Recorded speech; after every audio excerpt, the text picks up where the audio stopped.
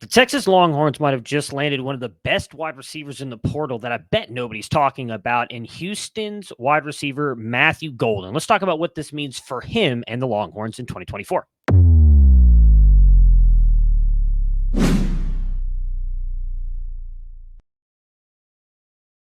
Before we discuss Matthew Golden, guys, hit that like and subscribe button if you like what we're doing here on the YouTube channel at Campus to Can. We are not supported by the major companies and CBS and NBC. We are a small business doing our best to show that college football is the best sport in all of America and all of the world, if we're being honest. We want to get to 3K by the new year. Thanks to you guys. We are already almost there. Keep supporting us. We really appreciate the love that you guys are giving us. Let's talk about Matthew Golden and the Texas Longhorns.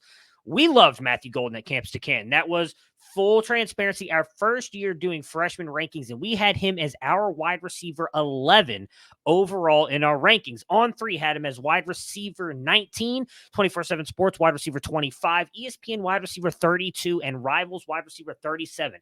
None of these guys outside of On 3 who did have him as a 4-star were really kind of high on this guy. They all kind of thought that he was an okay player, and I get it. Played at, I believe it was Klein Kane High School in Texas, a lower division school in Texas, wasn't getting a lot of pub, ends up going to Houston, but was recruited by the likes of TCU and Arkansas. Track background and put up some pretty impressive numbers when you really go back and look at it. Over 1,400 yards in his last season in high school and 1,000 yards a year prior, 12 touchdowns, 7 touchdowns, and actually 13 as a sophomore, which is pretty impressive overall. But what is Matthew Golden? What does he do right on the field? Honestly, everything. He's really quick off the line. We have him tracked at 21.4 miles per hour, which is fairly fast. Anything over 20 is good. So he hits that threshold by decent margin, going 21.4.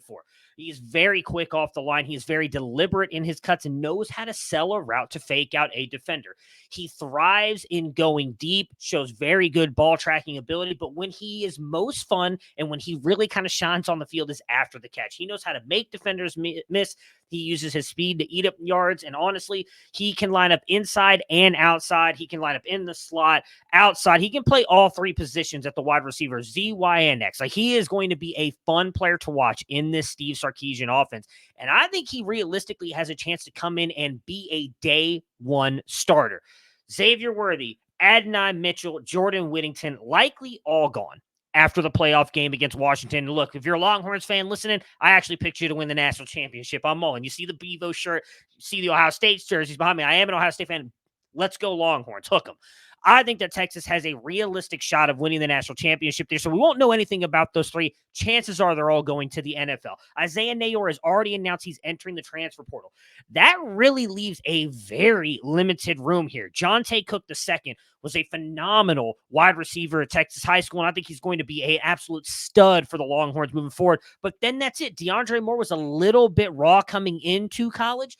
We haven't seen much of him. Ryan Niblett, same thing. Fun, exciting player. Raw wide receiver. Matthew Golden could easily come in here and be the number 1 wide receiver for Steve Sarkisian, who, if you go back and look at his track record all the way back to his time at Washington, USC, think of some of those USC wide receivers that are in the NFL right now, and then go back to the guys that he had in Alabama, what he was able to do with Devonta Smith and those guys, Jalen Waddle.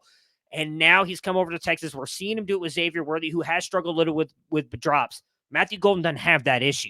Matthew Golden and Jonte Cook could be a very scary duo, not only for Texas moving forward, but for fantasy, which is what our company mainly does here is fantasy college football. It is going to be a lot of fun, whether it's Quinn Ewers or Arch Manning calling plays under center and distributing the ball to them. Matthew Golden has a chance to absolutely blow up this year for the Texas Longhorns. It is going to be so much fun to watch. I would not be surprised if he is one of the leading receivers in all of the SEC with the Texas Longhorns. Let me know what you guys think down in the comment, Longhorn fans. Do you think that Matthew Golden and Jonte Cook have a chance to break records? Is Quinn Ewers going to take them? Just say they win the national championship 2023.